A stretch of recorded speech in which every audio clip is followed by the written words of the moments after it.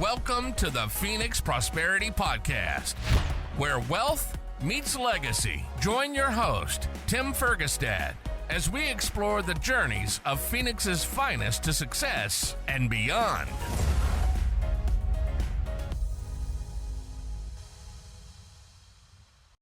Hi, this is Tim Fergestad. Thank you for joining us. Today, I'm very pleased to have Dave Hagan with me here today. Dave is a senior level design and construction executive. As a project success expert, Dave has participated as a speaker and panelist in industry roundtables and led seminars and webinars covering sustainable design and lean construction philosophy. Lean construction philosophy. All right, we'll have to dive into that and explain a little bit about that. He's written for Design Build Institute's Dateline magazine and has contributed to the Lean Construction Institute as an approved instructor. Currently the executive director of continuous improvement at Devenney Group Architects in Phoenix, Arizona, a highly successful healthcare-focused architectural firm. Welcome to the show, Dave. Thank you, Tim. Thank you. Good to be here. It's nice to finally meet you and be able to see you. Yes. So let's back up a little bit, and can you explain a little bit first about lean construction and a lot of the work you do now? Yeah. So the firm I work for is actually called Devenney Group. Okay, Devenney. Started by a old mentor of mine who's now gone, unfortunately. But Devenney Group is an architectural firm that specializes in healthcare construction and design. We design medical office buildings, hospitals, those kinds of things. Several years ago, when I was working for a different company, I worked for Devenney on a project in Canada, in Saskatchewan, in the middle of winter. Not a good idea, by the way. We had like 20 degrees below zero and a wind chill of about 40 degrees below zero. But anyway, so I've got a lot of history with Devenney Group, although I've worked one other place, I think, since our original partnership in Canada. But Okay. what we do in lean, as we call lean, to give you the little context, Sure. lean is basically a ripoff, and I mean that in a complimentary way, a ripoff of the Toyota production system. So Okay. a couple of guys, one of them named Greg Howell and another guy named Glenn Ballard, Dr. Glenn Ballard, said, hey, we know construction and design is terribly inefficient. Let's go find some models where those activities are more efficient. And they ended up doing a lot of research on Toyota. Toyota, for example, can design a car and get it to market in about 2.5 to 3 years. A typical American car maker takes nearly twice that long. And if you've ever owned a Toyota, as I have, you know that they're pretty well-built vehicles. But they have a very collaborative approach to design and manufacturing. So our ideas around lean construction and design are to bring that real collaborative attitude to the construction and design industry, which has typically been a very adversarial relationship. Something like 70% of projects finish over budget, close to the same percentage finish late. So there was an owner that decided they couldn't really afford to you can imagine, right? You're building a business case to build a hospital, and your costs end up being 30% more than you planned, and it takes you longer to get revenue out of the building than you expected. Yep. That business model doesn't work. I mean, it doesn't work for very long before they're broke. And so Sutter Healthcare out of the San Francisco Bay Area said, hey, look, you know what? We can't do this. At this time, at the time I'm talking about, which is probably early 1990s, construction and design costs were increasing they had increased about 60% over 3 years. And so every business case that Sutter put together just didn't pencil. Right. So they said, time out, we got to find a better way. In walk Glenn Ballard and Greg Ballard and Glenn Howell. Glenn Ballard and Greg Howell. and say, hey, we think we've got a better way of doing things. Are you willing to give it a try? And desperate as they were to find something that they worked, they said, hey, we'll try anything, Right. even if it's modeled after people who build cars. That's okay. And they've had quite a bit of success. They continue to deliver their construction and design projects in a very lean fashion. But to Toyota, there's no such thing as lean. To Toyota, it's all the Toyota production system. It's just the Right. way they do things. We put the name lean on it because we needed to be able to talk about it in a different way. So, Right. So do you do this in a lot of different construction projects, or is it predominantly healthcare focused all firms? healthcare focused. Now, Okay. I worked for a long time for a company called Bolt Construction out of Appleton, Wisconsin. Hmm. And they did mostly um, integrated project delivery, which basically means that the whole team gets together early and designs and builds the project as a team. They practiced that on whatever they built, whether it was a paper mill or a hospital. It just so happened that they did a lot of healthcare, continued to do a lot of healthcare, and I think it's a case, really, Tim, that it is most often seen in complex projects. In other words, Right. if I'm going to build a concrete tilt-up building, there's not a whole lot I can do about design or construction techniques to speed that process along. I mean, it's fairly simple. Right. With all due respect to the people who do that every day, it is a fairly simple design and construction. But when you have such an intense space like healthcare, where you're worried Right. about medical gases and backup power, and if you're in the state of California, you have to be able to operate that vehicle, excuse me, operate that building for Mhm. 72 hours with its own firefighting water supply, its own drinking water supply, and its own power. So they're very complex building, Right. and taking a lean approach and a collaborative approach to the design and construction of those, you can really add value. Right. Right. Okay. Emergency services aside, I mean, just as you said, the gases, the ventilation, they have a lot of Right. special requirements. Yeah. Yeah. Yeah. Very strict, and not a lot of room for error. Okay. Okay. And so you've been focused in the healthcare as an architect in the healthcare industry for how long? Well, as it turned out, most of my career, I started out as a general contractor on the general contractor side. Okay. I did that for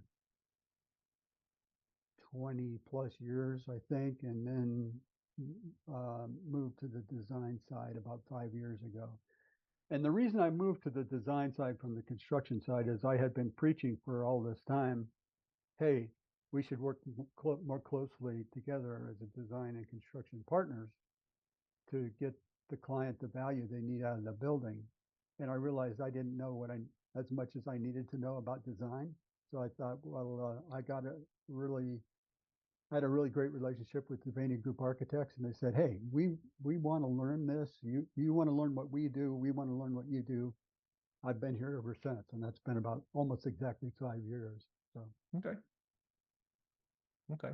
And you've been in Arizona for that long, or how long have you been yeah, in I Arizona? came to Arizona from Sacramento. I was working on large projects in downtown San Francisco, and ended up coming down. We spent a year in Tempe as we kind of figured out where we wanted to be. Okay. When we ended up um, south of Phoenix a ways, and really like it down there, Maricopa. So Okay. Excellent. And are most of your projects here locally? Are they we national? we have offices in Texas and California, Northern and Southern California, and then here in Phoenix. Most of our work is in the Southwest. Um, every once in a while, a client will drag us somewhere new, but we don't actively pursue work outside of that southwestern geographical area. Um, Now, for my part, I sometimes do design I should say lean consulting for projects, and those could be anywhere. They could be in Okay. Canada, or I'm working on a large project in the Northeast right now with a pretty prestigious university. I can't talk about the project much yet, but I spend a lot of time in airplanes, less than I used to, but Okay. Are there any big projects here locally that viewers or listeners may be familiar with? well, if you're familiar with Banner Healthcare, we have Yeah. done a fair amount of Banner work.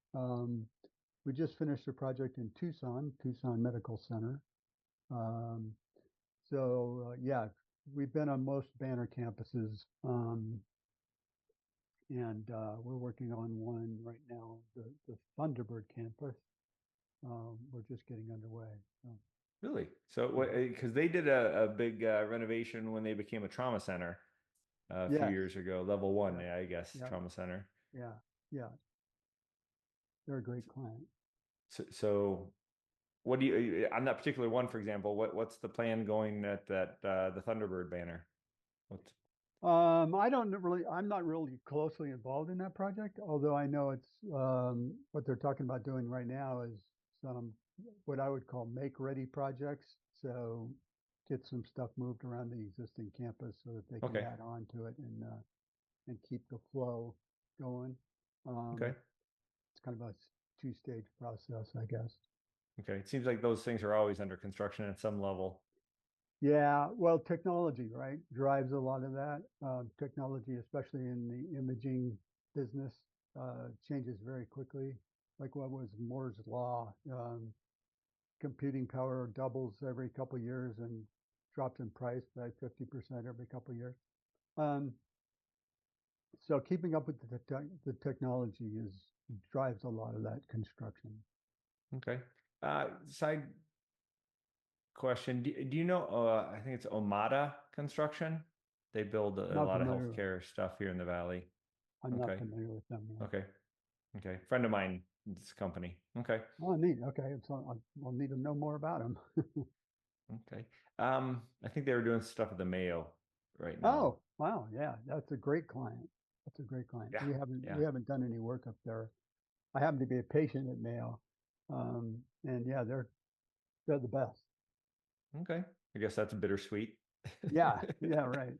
Well, if you got to go, you want to go to Yep. your best. So Yeah. Okay. So, is some neat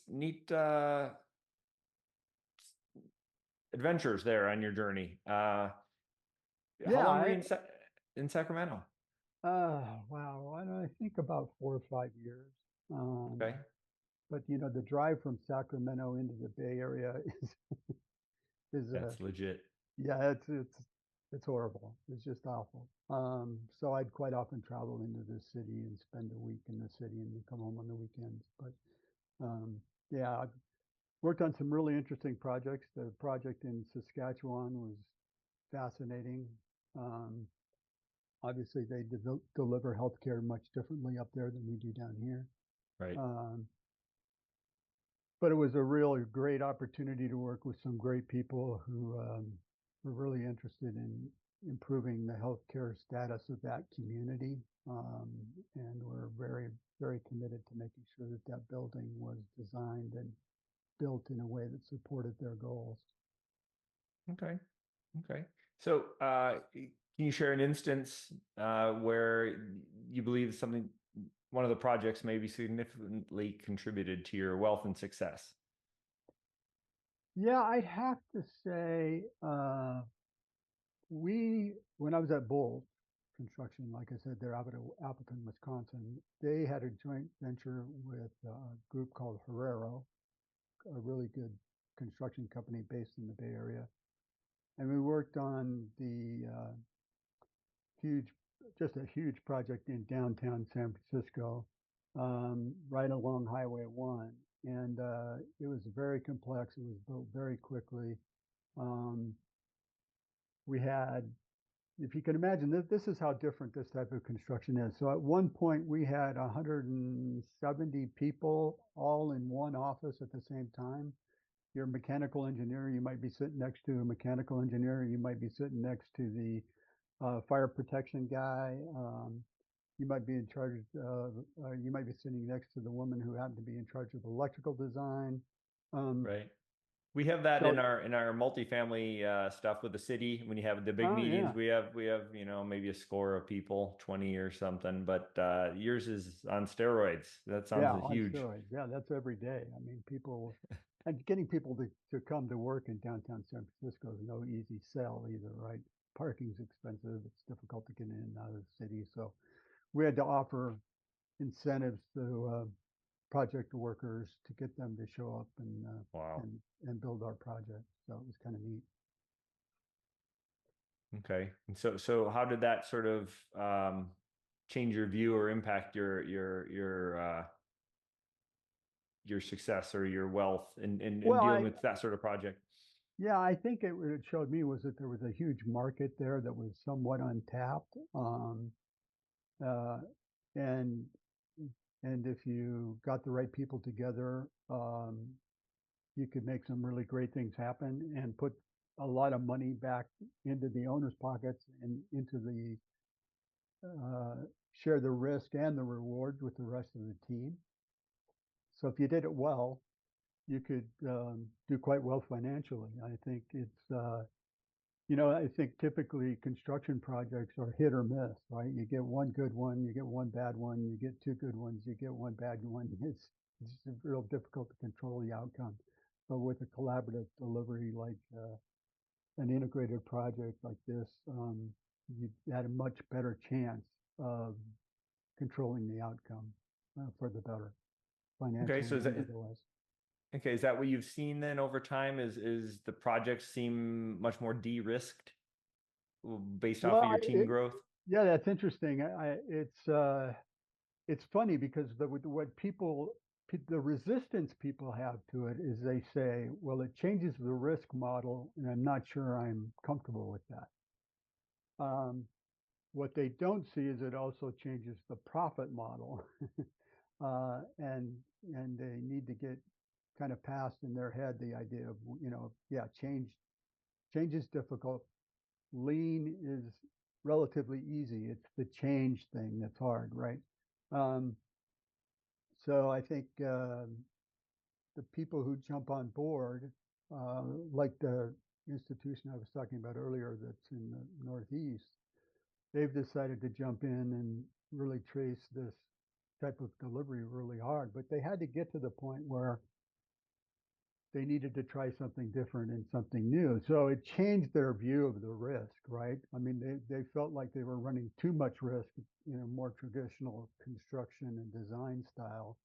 And the way for them to better manage their risk was to deliver the project in a lean fashion, get people involved early. Um, the spending curve is different, which is also something that is difficult for people to understand. But we put a lot of time and effort into designing the building in a way that it can be built without a lot of question.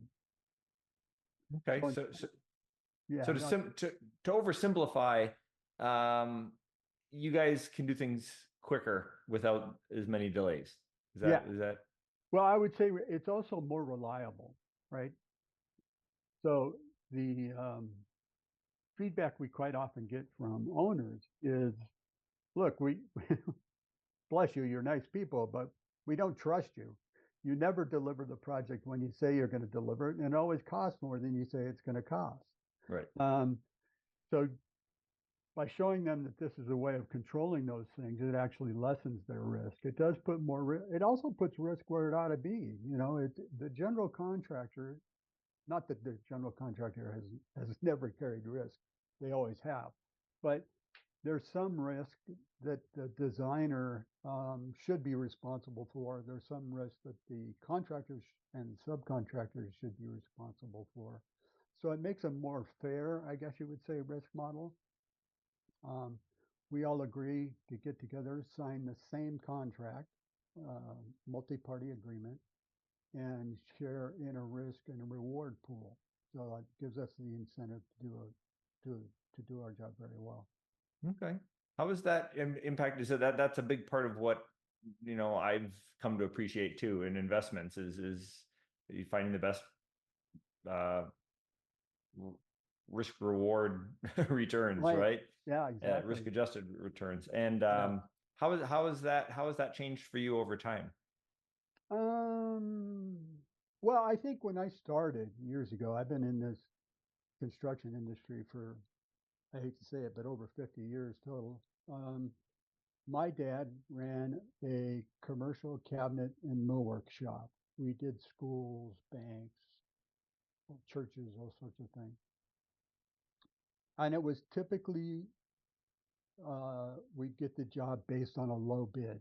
We used to joke that the guy that made the biggest mistake got the job because he left something out and his price was low. Um, Right.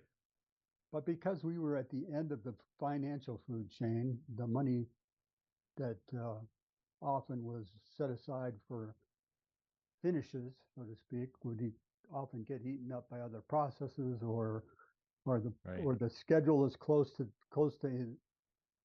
the end, and geez, we got to get the casework installed in a week instead of 2 weeks. It's that's risky for a subcontractor. Um, Being in a role where you have more control over your own destiny has its advantages. Right, right. Okay, that's fascinating. And it sounds like there's a lot of lessons there that you can apply to a lot of things, right? Mitigating Yeah, for risk sure. and yes. So this is the Phoenix Prosperity Podcast, and it sounds like things are going well for you. What kind of things do you do on a personal and professional level to keep that prosperity moving forward? Well, Like, I go just ahead. got off the phone today with an opportunity to go speak. I love speaking at conferences. Sometimes you get paid for that and sometimes you Right, don't. But as you and I were talking about earlier, but I think actually before we got on the call, um, the networking piece is so important to what everybody does, right? yes, And I think our firm, which has a very good reputation in the industry, is our success is built upon our relationships. It's not yep, We don't have any magic wand. We don't do things all that differently than everybody else, but we have built a lot of trust with our clients and vice versa. And and that's really what we try and focus on is let's build that trust between us, and we'll you know quit playing CYA and right, go get some good work done. sure, sure. Um, we talked a little bit earlier about diverse income streams. Yeah, Is yeah. that something you've also incorporated into your financial planning? Can you talk a little about that? Right, be happy to do that. Yeah, so I started over financially in my early 30s, went through a divorce and kind of started from scratch. Um, so the advice I would have to somebody new at that would be start early, Right, right? None of us started early enough. We all right. should have started earlier.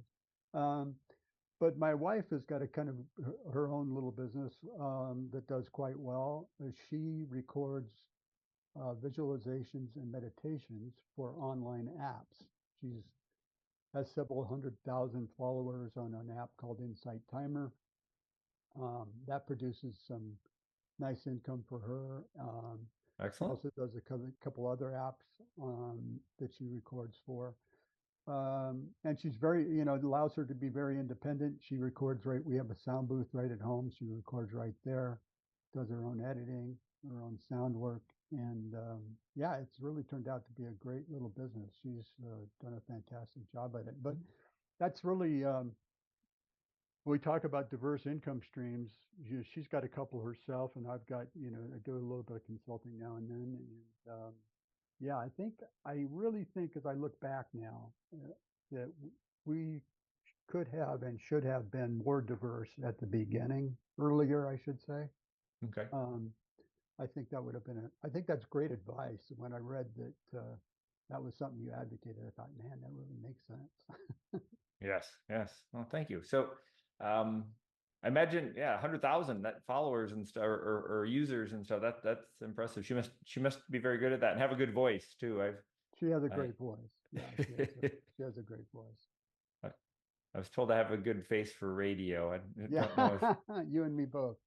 if, but I didn't. Speaking to at least one of the content types she provides for is the visualization stuff. The more successful I've become, the more people I've interacted with who are successful, I've met a number of billionaires. And so, and for example, and they are all incredibly insightful at their own personal development, and they're big into things that I always thought was foo-foo and so forth, right? Yeah, sure. I mean, you look at some of the best athletes, right? I mean, like Michael Phelps or whatever, right? They visualize every game, every race, every competition, right, beforehand and preparing for it, right? And they have algorithms in their head set of how they're going to respond when things happen. So when they do, right, just like Navy SEALs, when they train, they know exactly what they're going to do. They've already gone through it in their head, etc. So it's like it's already happened 100 times to them, right? It may never have happened in real life once, but in their minds, it's happened 100 times. They know exactly what to do. Right. Yeah, I think we see that in our culture to try and drive our culture here at Devenney Group in a way that we try real hard to visualize success and think about what that's like and what that looks like and where we might go wrong and what we can do about it before that actually happens. I'm a big believer in practicing that visualization piece and making sure that you really have embedded and you're grounded in that success, I guess is a good way to put it. Right. Okay. Excellent. And so it sounds like one question I like to ask people as we wrap things up is what do you wish you knew about building wealth and success earlier in your career? Sounds like diversification is one of them, but well, diversification is one. The other thing I think is to get a professional who knows what they're doing. I'm not promoting you, Tim, but I imagine you fit that bill from what little I know. Get somebody you know and trust to help guide you. It can be very complex. As I'm a couple years away from retirement, and so my risk model has changed in the last few years than it was, say, 20 years ago. But I really wouldn't have been paying much attention to that had I not had a good financial guide to kind of help us along the way. So, I advocate that people get somebody they know and trust, get them involved and get some good advice. For sure. It's great advice. Success leaves clues, right? Yeah, I love that. That's great. I'm going to steal that. Yeah, well, that's not mine. That's not mine. I don't remember who that might be, like a Tony Robbins line or something. I don't know, but it's true, right? It is very true. And you don't have to reinvent everything. You just got to pay attention. Exactly. No kidding. Yeah, I think just being aware, just having the awareness around it. I'll just tell you real quick about real estate. I remember I was having this conversation with my dad. Like I said, he had this cabinet and millwork business for years, which had its ups and downs. And he said, I made more money in real estate by accident than I ever made in business on purpose. And I believe it. I really do. I think he got in a position where he was able to buy some property that escalated rather quickly in price, and that did a lot for him and did a lot for our family. Excellent. Yeah, real estate it's the greatest wealth building vehicle on earth. More people, it helps the widest amount of people achieve greater wealth. But it is also as kind of as your father found out, if you do it for the right reasons, if appreciation is gravy, right? You don't necessarily plan on that, right? Like what we do, we have a business plan. We're adding value to get the asymmetrical returns that people want. But if the market appreciates, that's just bonus, right? Yeah. So there you go. That's the Don't difference. count on that. Yeah. Have a different purpose, but right. You might as well be in gold or Bitcoin or the market then. If you're I call that speculating, right? You're just hoping to sell it for more than you bought it for. Yeah. That's crazy. Right. Yeah. Right. So looking forward, what's next for you? Any exciting goals or projects on the horizon? I'm really enjoying the project in the Northeast that I'm working on. The hush hush one. The hush hush one. Yeah, I wish I could talk about it more, but they made me sign one of those agreements. I'm enjoying that because that's an area of construction and design that I have never been involved in. It's higher education. And as my wife and I are winding down our careers, I imagine I will continue to do some consulting after I retire. And so I'm doing that networking thing, right? Making sure that Excellent. people know I'm out there and available. Right. And she'll continue to do her recordings because she can do that almost anywhere. I think our biggest challenge is trying to figure out where we want to live, which is a blessing, right? Yeah. To be able to have a choice like that. Yeah. Do we And want you've to been around, so you've kind of Yeah. sampled a lot of the seen a lot North of America. the United States, North America, yeah, Canada, seen most of Europe for that matter. So Nice. we'll try and figure that out, whether we want to, we're talking about taking a trip down to Costa Rica. That's popular. I check know a lot of that people out. have moved there recently. Portugal is another place that we've considered. Panama, all of those have different assets and different problems, of course. But Would you do it part-time, just to, at least at first? yeah, probably. Yeah, 6 months out of the year, maybe. Yeah.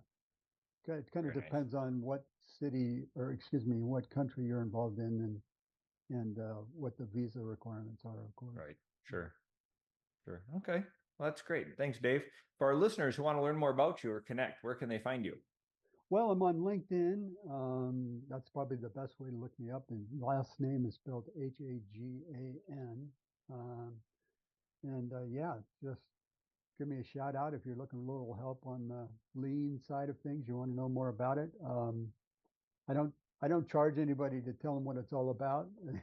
If they end up believing in what we're doing, then that's great. We'll go to work for them and do something wonderful. But they're happy to talk about it is what I'm trying to say. Okay. And is again, your focus is largely healthcare? You don't do other construction Personally, lean? I do. I'm doing other stuff now, but my experience has mostly been healthcare. But the exposure to that large project in San Francisco I was talking about earlier exposed me, I think, raised my profile in the industry, Okay. and has allowed me to look at being able to stretch my wings into other areas of construction and design. So. Okay. Do you work with people who are building like surgery centers? Yes, we do. Ambulatory? Yes. Yep. Okay. Yeah, that's really popular, as you probably Yes. know. Hospitals are trying to get people out of beds. They don't really make money there. They make money on procedures, but people staying overnight is not a money-making proposition for them in most cases. So the market has definitely changed to a more ambulatory care model, and Right. I think that's good for a lot of reasons. But Right. yeah, we're happy to participate in that market quite heavily. Okay. I am in the business of putting people in beds. I focus on multifamily and trying to get people to live there. But yeah. Okay. Awesome. Well, thank you, Dave. Thank you, everybody, for watching. Appreciate it. Thank you, Dave Hagan, for joining me today. Appreciate you sharing your story and insights into success. Thanks, Tim. It was an honor. I really appreciate it. Thank you very much. Thank you. Inspired by our guests? Visit PhoenixProsperityPodcast.com/guest and join us on the show and share your success story with Tim. The spotlight awaits.